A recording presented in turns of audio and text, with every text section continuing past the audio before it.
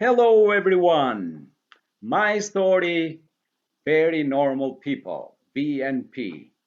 So, as we have promised, we'll bring you new people with very special, interesting, painful, maybe any story, just to share it with you. So, today we have a writer. She has written a book for herself. Her name is Vivian Neville. So, welcome, Vivian.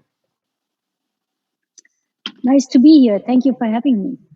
So it's a pleasure for us to have you, and not just that, to have you in our show, but also to hear what you have to tell us. So, Well, mhm. go so ahead. yeah, can you please tell us something about yourself, first of all? Who is Yes, yes, Vivian? yes. I was born in, yes, I'm Vivian Knebel, and I live in La Jolla presently. I was born in Berlin, Germany, and I enjoy traveling yearly to Europe. And I am devout in my daily practice of meditation, and am passionate about studying the works of great poets and philosophers. They help us to understand life better, and they instill values. So that is these are my interests. But my life has been a hard one and a beautiful one at the same time. It started very hard. I was the weakest link. I was born in Berlin, Germany, during the at the height of the Nazi regime, and I was an illegitimate child of a fiercely devoted mother, uh, and who gave us a lot of love. And but I was considered stateless and belonged to no country. The aftermath of war is actually the time that I remember. During the war, the time I only remember what the others told me. I was too young, but the aftermath I very well remember. Berlin was totally destroyed, and we were assigned in an apartment. We were often cold, and hunger was a constant. And my mother was a survivor. She worked in the black market, striking deals just to keep us afloat. I had a sister who is 2 years older, and she was also an illegitimate child. And the Nazi, it was very taboo in the Nazi regime to be illegitimate. And my mother was somehow a nonconformist. She gave me a name, Vivian, which is actually it's Vivianne, which is French. And the Nazis did not like foreign names. Anything foreign was taboo. But my mother gave me that name, Vivian, which means full of life. I think she knew that I needed a name like this for the life that was Ahead. ahead of me, for all the struggles. And so my mother eventually, she got us through the war. Afterwards, it was very tough. I went to a department store that had just been rebuilt with a little metal pail and asked for scraps so my mother could make soup. And I got wooden boxes at the market so my mother could make a fire to keep us warm. It was a constant struggle, but she kept us together. She was the unit, she was the heart of our unit of three. And she kept us together with a lot of love and taught us compassion, all the most important things she taught us. And eventually, my mother met up with an old schoolmate who had just returned from Siberia. He'd been in prison 5 years in Siberia, where he went through a lot. And she brought him home, and eventually she told us, "Now you have a father." And I was so delighted to have a father. I called him Papa right away. And my sister was a little bit more reserved, but we also had eventually he moved in with us, but they did not get married. My mother did not get married. And we saw another side of him. He was a hard worker. He was a tailor by profession. But when he moved in, we saw another side of him. He started to drink. He drank on weekends and would not even come home on weekends. And then they had terrible, brutal verbal fights and sometimes even physical fights. And I vowed at that time, I vowed if I ever get married, it'll be a marriage in harmony and love, which actually I had. I have that. Mm. But so that was it. And then they decided to. She decided to get married because they wanted to immigrate to Canada to find a better life. Typical Sorry, immigrant story. how And old were you? yeah, Uh, I was 13 at the time. okay. I was 13. And then my mother, they wanted to immigrate, and she married just shortly before because it would not have been possible to immigrate unmarried. Mhm. For her, she had to be married to him. So we begged her not to marry him because we reminded her of all these fights and so on. She said, "No, our life is going to be so much better, I promise," and so on. And then we just concentrated on immigrating, got all excited. And I remember he went on ahead, a few months ahead. And then it took such a long time until we finally got a letter because, the letters came by ship, mail by ship. So it took a long time for a letter to arrive. And when a letter arrived, we all huddled together and we're just so eager to find out what our new life is going to be like. And we just concentrated on immigrating. So eventually the time came for us to get on the boat, and we came across the Atlantic to Canada and landed in Halifax. And it took another long time with the train to go to Montreal, Canada. There we lived for a number of years.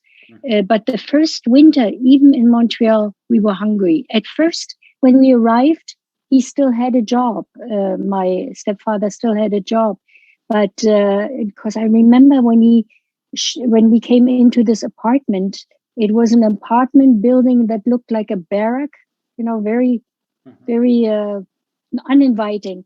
But when we came inside, we were just like, we were so happy because it had a bathtub, it had a heat and running warm water, things like that. And I remember going into the kitchen, and he had put a big tray on the kitchen table with the pineapples, bananas, and chocolates. And I thought I was in heaven. I thought this is the best best ever. And so we were happy to be there. But then he could not, during that first winter, he could not get another job because he worked at odd jobs. He could not find a job right away as a tailor. So he could not work, and he did work hard. I have to give him that. He was a hard worker. He sewed clothes for us. In that respect, I have to be very grateful for that. And he could not find a job. So my mother, we were, again struggling. So my mother took me by the hand, and she said she walked with me into a Catholic church and we explained in our broken English our plight to the priest. And the priest listened sympathetically and gave us $35. And there my mother went to get rice and flour, the staples, so we could survive. So this is how we survived the first winter. And then I turned 14 and I asked my mother, I want to quit school. I want to go out and work and help the family.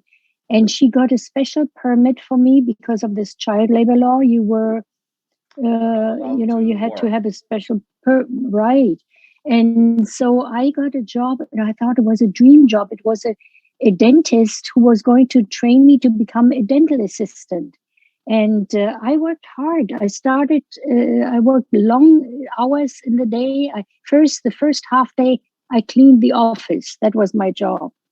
And then I put on this little white hat and the white nurse's uniform, and I looked like a little nurse because I looked older than I was developed. I didn't look my age. I was only 14.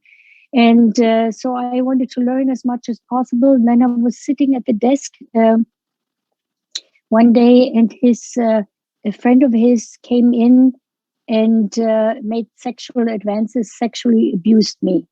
And I was so innocent and was so embarrassed. I could not, struggled whether I should tell my boss or not tell him. But I figured if I don't tell him, he'll come again and he'll do it again. So I had the courage. I told him, and he was on my side. He said, this man will never be allowed to enter the office again, and so on. But I quit. I quit the job. It was just too traumatic. And then I started to work for 5 and 10 cent store, Woolworths department store, behind the lunch counter, making sandwiches, and I enjoyed that. So, And Vivian, of yeah, course, you have written about this in on your book, right? in my book, Yeah. yes. Okay. Now, can you tell us a little bit what motivated you to write the book? Well, actually, I often thought now, in the years that I've been married to my husband, my life has just been great. It just got better and better. I've been married for 56 years. And I so often have to pinch myself and say, my God, is that really me? Am I living this life? I'm immensely grateful that I've come this far and I've learned that much. And the gratitude thing, I think it comes because I know what it means not to have. So I live gratitude, and I'm immensely grateful. And I also am immensely grateful to my husband for allowing me to grow and learn that much. And I decided I'm going to write this book as a gift for my husband's 80th birthday. So that was my gift to him back for all he has done for me, for me. Okay. So that was my gift. Okay. So during your life, so you have had, let's say, you have had bad and good things. Now, the reaction that you have had during this life, it hasn't been the same, right? I beg your pardon, say that again. Okay. So in your life, you have had bad and good things, right? Right, So right. let's say mostly you have had bad things in the first part, and then little by little it Yes, became better and better, right? yes. Well, So, it came actually, it mhm, was bad in the beginning, and it came really not just, it was another little by little, it just really a lot with my husband. Once I got married, my husband, it just was a beautiful life with him. okay, Right from the get-go. It was a beautiful life. okay, But I also realized that if you are so fortunate to find a person mhm, like I was with my husband, who uh, always encouraged me to grow and learn and make the best, he actually said to me when he met me, that's what he says now, when he met me, it was like bending down and he picked up a stone that looked different. And when he polished it, he said it turned out to be a diamond. Isn't that nice to say something like that? But that's the kind of relationship we have. So it's yes, it's just gotten better and better. mhm. So, by the way, nowadays we have a lot of marriages that they have problems, and I think with your experience, you can tell us a little bit about that. How can somebody keep the family all together, not to be divorced and That's a have very the good. kids? That's a very good question. I think it's give and take. It takes two people, number one, but also I think I was kind of groomed for that. Since my mother had such a bad marriage, and I was out, said to myself, when I get married, I'm going to do my very best. Mhm, And this is how I started my marriage. I always went the extra mile. I always did that little extra. mhm, And at first, it doesn't, and didn't even expect things to be rewarded for it. I just wanted to mhm, be everything to be harmonious in our relationship, and have it. My only dream was always to just have a house and a garden, and I got so much more. And today my wealth is comes from within. That's at that time when you're young, you look more for things like that will, because you want to choice. You look for success because you want to have a choice in life. As you get older, you have different values again. But a good question. I started out always running the extra mile, doing that little extra, always giving. It was always, what can I do, not what can I get. And I think if people have that mindset, yes, you don't want to be used by anyone. Of course, you should right. never allow that. You have to be kind to yourself as well. But I do feel you should have more of a mindset, what can I do, than rather what can I get. And when you want to please and make a home, you should make your home. It doesn't matter whether it's small, whether you are poor or rich. Give it an atmosphere, an environment that breeds contentment, where it's like a blanket that opens up and welcomes you. You know, that's that kind of a feeling. I don't know how to articulate it in any other way, but it's like a cashmere blanket opening up. Come and stay. You know, that's the kind. Prepared beautiful meals. That is what my husband valued, and I became a gardener and a good cook, and I was a good listener. I always tried to better myself. I think that's what it is. I think the good advice is try to give a little bit more than rather expect too much. You know, maybe that. Of course, people nowadays think differently. I'm groomed in a different way because I went through this horrible hardship. But then I'm glad I went through it because it made me who I am today, immensely grateful. I have a profound sense of gratitude. I have heard an expression, maybe it's mine, I'm not sure now, that says that the one who loves more, he is the one that suffers more in a relationship normally. Oh, Yeah. So this yeah, doesn't, the you one know, that in the loves sense, more it's like doesn't. the suffering, you can say suffering in the sense that you give more, you sacrifice more. That's the Yeah, idea. yeah, You, yeah, yeah. you understand me? Because we don't have to suffer. We have an Yeah, option. right. We don't have to suffer. We have to have pain. It's part of life. I mean, there's no life without pain. But suffering is optional. It's the way you respond to it, you know, the way you see it. Nothing changes. It's the way you see it. And yeah, I, uh, I, I think it's different. I guess I think we were so much in love, and we both went through hardships. My husband as well, because he was an immigrant, a German immigrant, and he was in a concentration camp for half a year. And he went through hardships himself. So I think he as well knows what it means not to have, and appreciates what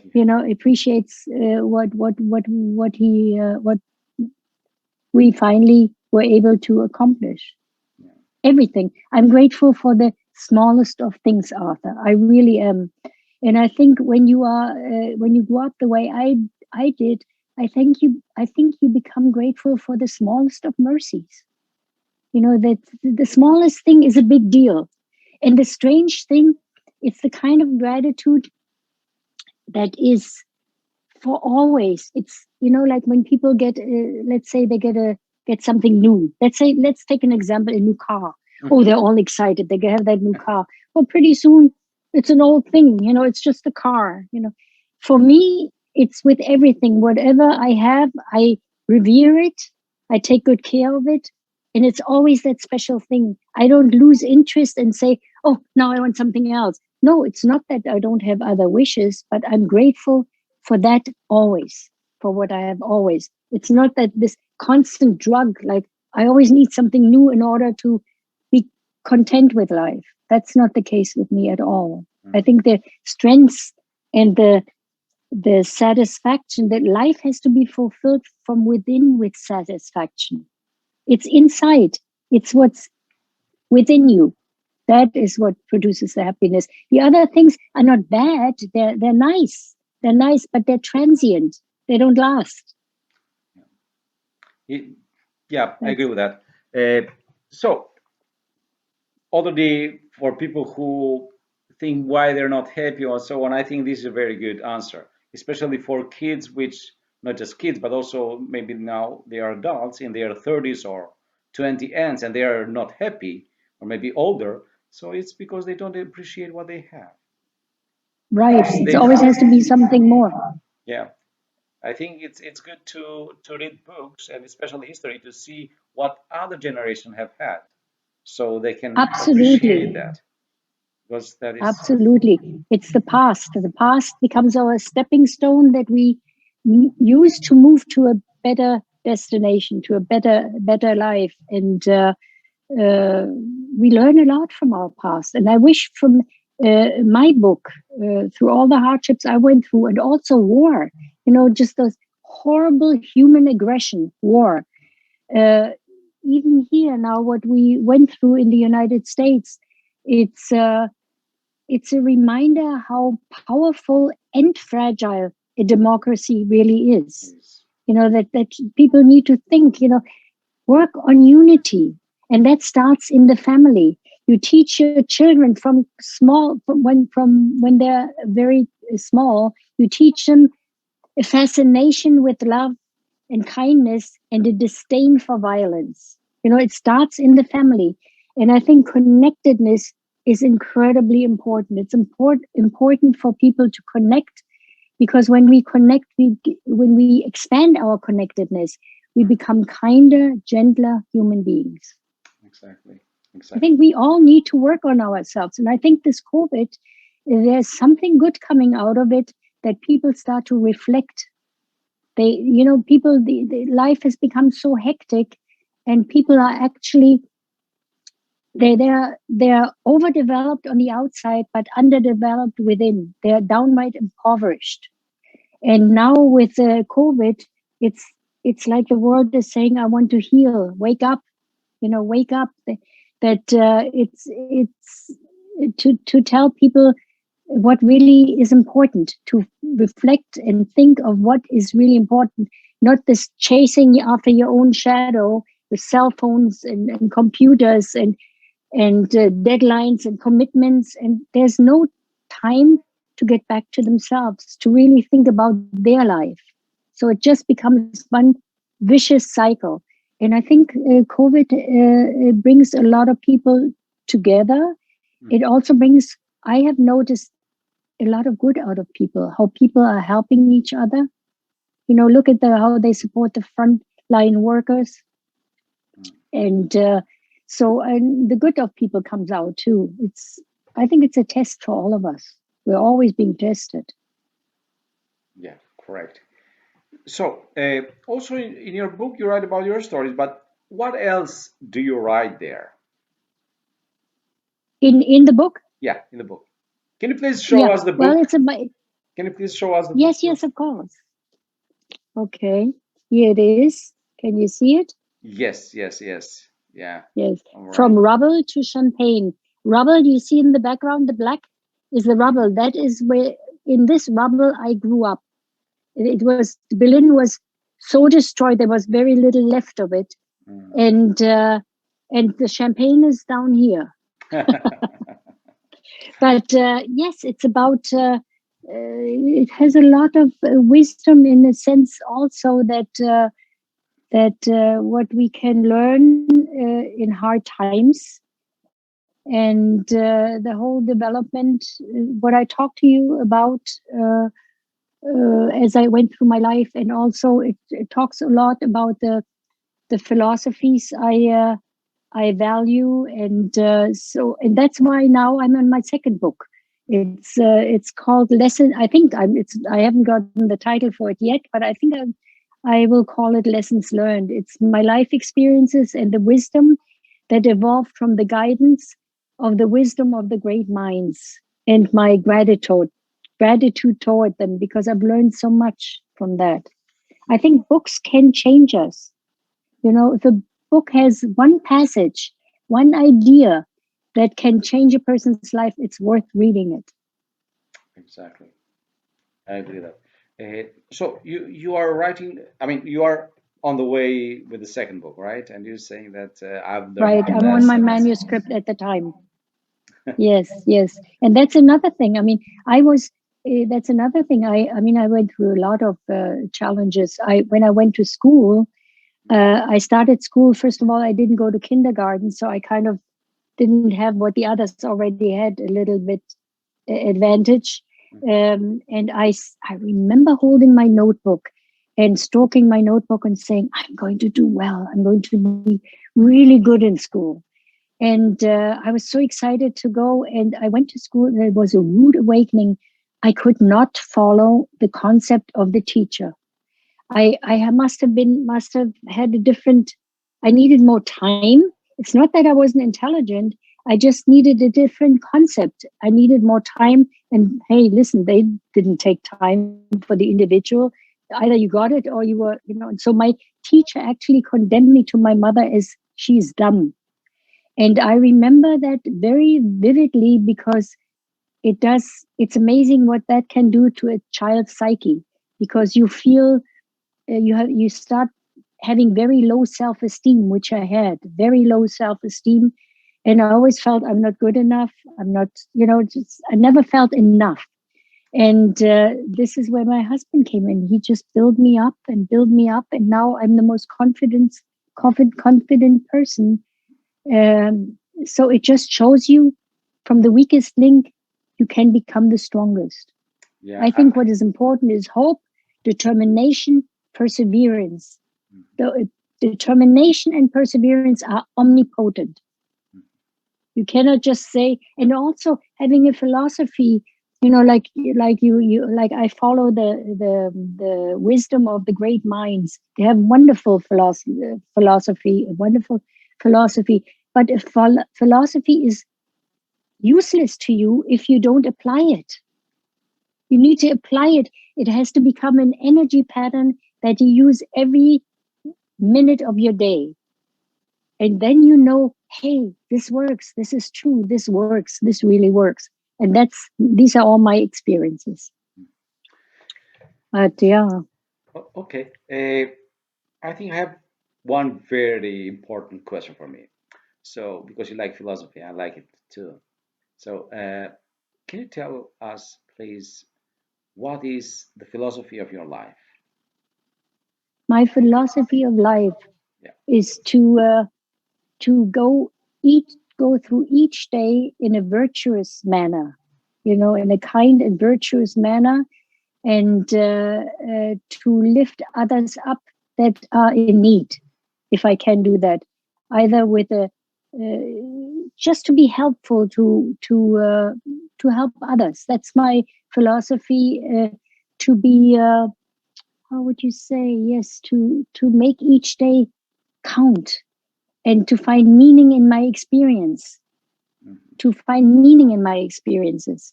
I make even everyday rituals, everyday ordinary things that we have to do. I make them as meaningful rituals. And I celebrate the little victories. A lot of little things are a big deal. In the end, you will probably find out the little things are the big things. Yeah. That is the beauty about aging. That it's not all decline. A lot of things are given back to you. I don't see it as decline. I just see age as strength and wisdom. I agree with that. Again, my second book will be a lot about age as well. I want to, you see, I'm very observant as I go through life, and I say, don't just want to get old. I want to age well. Keep body and mind in shape. Of course, sometimes debility can have the upper hand. I realize that. But I am fortunate to I'm at this age and have a good mind, and physically I'm strong. So I'm very fortunate in that respect. And I realize that other people may not have that and that don't have that choice, but there's always meaning in life. Even when they can't do the things they'd like to do, they still have the wisdom they can share with others. There's so much to give. So yeah. And your look, by the way, sorry, take it as a compliment. So your look doesn't, you don't look like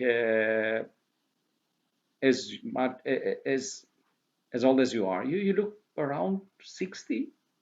Yeah, the more 62, Well, not more than that. But yeah, that's very nice. That's very nice. And it's always nice to take care of yourself. Your body is a sacred garment that you come into this world with, and that you will leave with that garment. And I think it's very important to take care of it. And I take care of myself. You don't want to poison it with too much alcohol or smoking and all kinds of drugs, what people do. You need to honor and respect your body, And that's an obligation that you have. It's a gift from God, and you need to take care of it. Yeah, and we have just one, by the way. We don't have two. We cannot change it. Exactly, cannot change it. Yes, yes, yes. And to look good is half the battle. But to me, I want to be beautiful inside. Exactly. I want to be beautiful within. And let me tell you, Arthur, I really do think that you are what you think. You know, I don't allow any unloving thoughts to emanate from my consciousness. I just won't.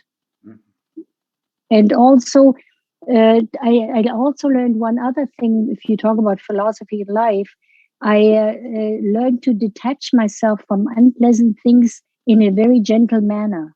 You know, I just let go, and I'm not even angry. And I don't. I believe in forgiveness. Forgiveness is very, very important, because if you don't forgive, you know, you will infect your body with bitterness, and you will infect your body, and you will get actually sick. That is what I believe. Forgiveness is the best thing you can do for your spirituality and your physiology. So I believe in forgiving. I don't know. You decide you want to be a kind person, but you're not even aware of that. It's just who you are. You know, anyone who gives and thinks, oh, I'm a kind person because I give. Well, they shouldn't even, if they really are kind, they don't even think about it. It's just who you are. Yeah, yeah, exactly. You know, it's just who you are. And I like that saying, you should. I sometimes say to the people, you know, when I do something good to them, and there are people which they don't deserve it. And I say, you don't deserve this, but because I'm good, you know, I cannot be different. I like that. I like that. I like that. That's very Buddha-like, you know. It's like bad. It's like, it's not my present. I don't accept it. It's not me, you know. Just it's not. That's a good. It's a way how you look at it. Right. Right. No, I think it's to try to become a better person. I think we all need to do that, and we need to understand the meaning of life, which is generosity, and also gratitude, and also an awareness of service. Again, there we go, an awareness of service. What can I do? Not what can I get all the time. Yeah. Yes, it's beautiful when you get someone does something for you, and I appreciate it immensely. But it's not in my mind first. What can I get? I think we need to think that way more, you know. And also, as far as people go with what's going on, like for instance, there's another. I don't think I wrote that in my book, but I had an experience when I was a young girl. I went with my cousin to from Montreal all the way to Miami on a Greyhound bus. We didn't have any money, so we just got on the Greyhound bus, and I think for 16 hours or longer, we're sitting in that bus. And as we came further south, black people started to enter the bus, and they started sitting in the back. And then we had we stopped at a some kind of a diner or truck stop or whatever, and we wanted to use the restroom, and it says whites only. And I thought, we were shocked, my cousin and I, we were shocked. What is this, you know? And that, unfortunately, is a dark side of America. You know, I love this country with all my heart, but this is a dark side. We need to put an end to this. Yeah, and I think we need to look at people. I think we need to look at people not look at anyone, whether it's black or white, it doesn't matter, not our assessment of them, but just see the unfolding of the soul. We have to treat all manner of life, all life, as if the God within that life really matters. I think we respect and honor each other, and I think unity is what we need. In general, it starts with your family. Unity gives you strength. There's strength in unity. It's the same in a marriage. If one goes into that direction, the other goes into that direction, there's no unity, there's weakness. Exactly. When they both pull in the same direction, like my husband and I did, always in the same direction, there comes strength, there comes power with that. Life isn't all that complicated about it. It really isn't. We make it complicated. Yes. Vivian, our time is not so long. Maybe we can have another talk another day. We can make it the second part. But before we leave, Yes, of course. When if you have something that you really want to say before we finish, you can say it now well, I or for the yeah, next time. what I yeah, no, what I want to say is take the message to heart. What I've said. It's not. This is not just talk. I live it, Mhm. and always have hope and think of a that a better life is always ahead when you're struggling, and have one of my important things is have empathy. Always have empathy. That's very important too. But I would love to come on again when I maybe after I wrote my second book, when that is published, I will come and visit you again Thank you. It'll be a pleasure and to have share you. the wisdom of the great minds. Yes, Thank excellent. you so much for having me, Arthur, and allowing me to have a voice. Thank you very much for saying that and saying boldly, as you already said. So, uh, guys, don't forget subscribe and share the story. There is a lot to learn from one another. So don't forget, we will be here again. Till the next time, goodbye.